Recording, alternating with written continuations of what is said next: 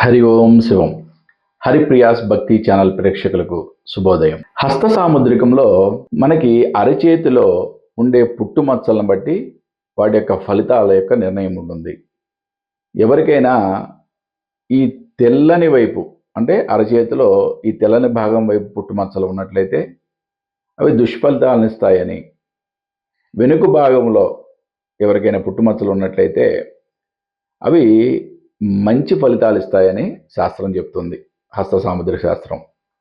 మరి చూపుడు వేలు అంటే దీన్నే గురువేలు అంటాం మనం. హస్త సాముద్రికం ప్రకారం ఈ చూపుడు వేలు ఈ మూడు కణుపులు ఉన్నాయి కదా, వీటిని పర్వములు అంటారు.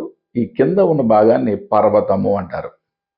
అంటే గురు పర్వాలలో కానీ గురు పర్వతంలో కానీ ఎక్కడైనా పుట్టుమచ్చ ఉన్నట్లయితే వీరికి అపజయాలు, అనారోగ్య సమస్యలు, అపనిందలు, అంటే ఏ పని చేసినా కూడా కలిసి రాకపోవటం, అంటే దీన్ని జాతకంలో మనం చూసినట్లయితే దైవ దోషాలు కూడా రిఫ్లెక్ట్ అయ్యే ఛాన్సెస్ చాలా ఎక్కువగా ఉంటాయి.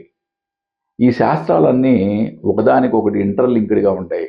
కాబట్టి ఏంటంటే హస్త సాముద్రికంలో ఎప్పుడైతే మనకి గురు పర్వంలో పుట్టుమచ్చ మనం చూసినట్లయితే ఆటోమేటిక్గా ఆస్ట్రాలజీలో ఆ జాతకుని యొక్క జాతకంలో దైవ దోషాలు కూడా ఏర్పడే ఛాన్సెస్ ఉంటాయని గ్రహించవచ్చు. అంటే మరి వీరు ఎక్కువగా దైవ ప్రార్థన చేయడం ద్వారా ఈ యొక్క పుట్టుమచ్చల్ని కూడా పోగొట్టుకోవచ్చు. ఓకే, ఇది సత్యము. పుట్టుమచ్చలు పోతాయా అని అనుకోవద్దు, పుట్టుమచ్చలు పోయే ఛాన్సెస్ కూడా ఉంటాయి.